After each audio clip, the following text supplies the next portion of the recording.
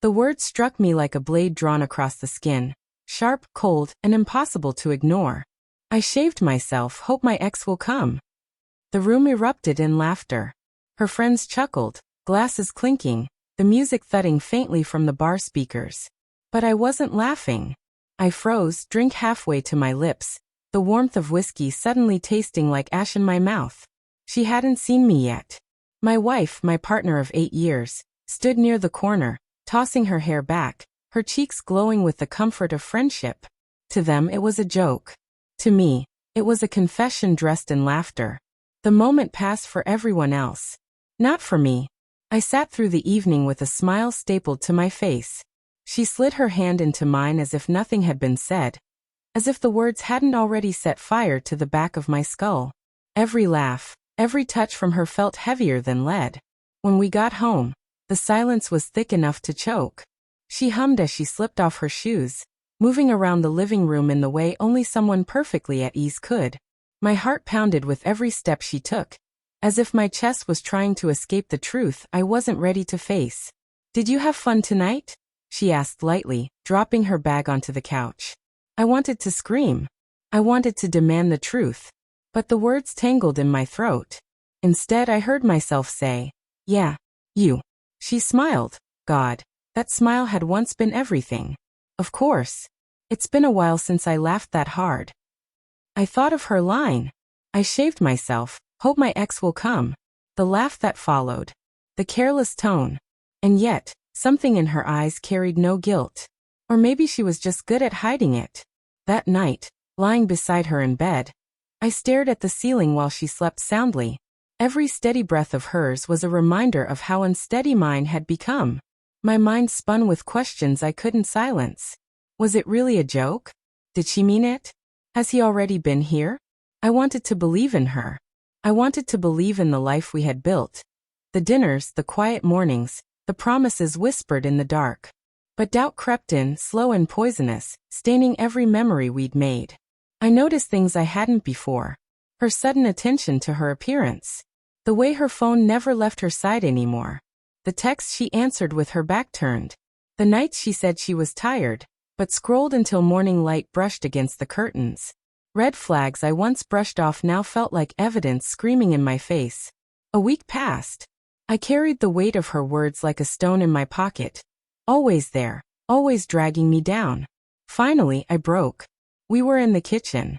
She was slicing tomatoes, humming the same tune she always did when cooking. Ordinary. Beautiful. Untouchable. "Who were you talking about that night?" I asked, my voice low but steady. Her knife paused midair. "What night?" "The bar. You said something about shaving, about your ex coming." Her eyes flicked up to mine. For a moment, something unguarded flashed there.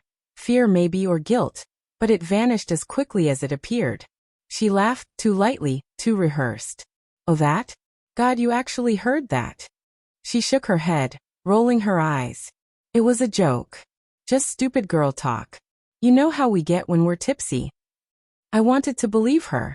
Desperately. But my chest tightened as if my heart knew better. Why joke about him? I pressed. She sighed, setting the knife down, leaning against the counter. "Because it's easy. Because my friends know about my past, and sometimes, it's just a way to laugh at how far I've come. That's all."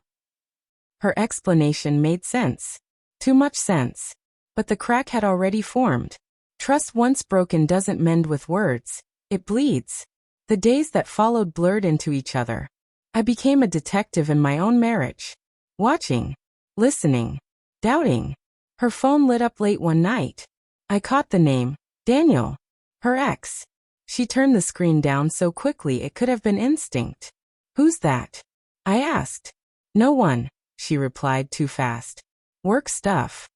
But I'd seen enough. The breaking point came 2 nights later. She said she was meeting a friend for dinner. Something in me snapped. I waited 10 minutes after she left, then followed. Her car was parked outside a quiet restaurant downtown. I sat in mine, engine off, hands trembling on the wheel. When she walked in, she wasn't alone. Daniel. They sat across from each other, leaning in close, smiles soft, like 2 people sharing a secret the world wasn't meant to hear. I couldn't breathe. The windows fogged with my ragged breaths. The world outside blurred by the storm raging inside me. My chest ached, my stomach turned. Part of me wanted to burst in, to end it then and there. But another part, quieter, colder, told me to wait, to watch, to let the betrayal reveal itself in full. They laughed. She touched his hand. He brushed a strand of hair from her face. It was more than enough. I drove home in silence, gripping the wheel so tightly my knuckles whitened. The house felt foreign when I stepped inside. Like a stage set for a life that was no longer mine. When she came back later, slipping off her shoes like always, I sat waiting in the dark. "How was dinner?" I asked. She jumped, hand to her chest. "Jesus, you scared me." "It was fine. Why are you sitting here like this?" I looked at her, really looked at her, and for the first time, I didn't see my wife. I saw a stranger wearing her face. "Was it worth it?" I whispered. Her smile faltered. "What do you mean?" "I saw you. With him." The silence that followed was worse than any scream. Her eyes welled up, lips parted, but no words came. Finally, she whispered, "I didn't mean for you to find out like this." Like this.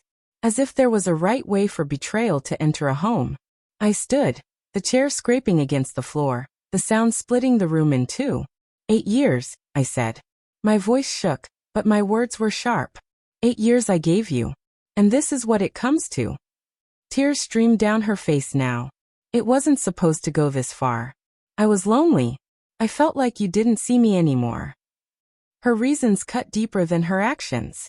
Because buried beneath the anger was the question I couldn't silence. Had I failed her too? But betrayal doesn't excuse itself with loneliness. I left the room before she could say more. As I closed the bedroom door behind me, one truth settled heavy in my chest. Love can survive anger. It can survive distance. It can even survive mistakes. But it cannot survive betrayal. And with that, our marriage ended. Not with shouting, not with broken glass, but with a silence so final it felt like death itself had entered our home.